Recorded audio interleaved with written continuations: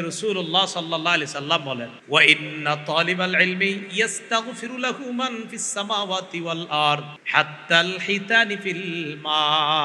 ইলম অন্বেষণকারী ছাত্রদের জন্য, ছাত্রীদের জন্য আসমান জমিনের যত সৃষ্টি আছে, এমনকি সমুদ্রের মাছ তাদের জন্য দোয়া করতে থাকে।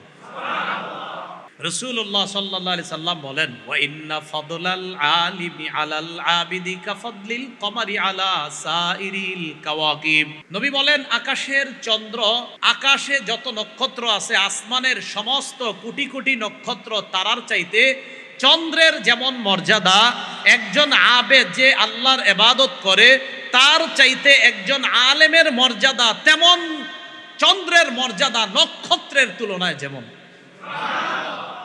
কোটি কোটি নক্ষত্রের চেয়ে চন্দ্রের মর্যাদা যেমন, রাসূল একজন আবেদ যে ইবাদত করে তার চাইতে একজন আলেমের মর্যাদা ওই নক্ষত্রের তুলনায় চন্দ্রের মর্যাদা যেমন।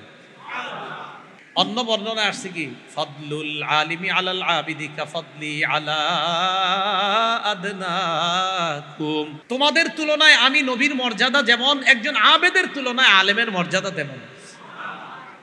একজন আবেদের তুলনায় আলেমের মর্যাদা তেমন।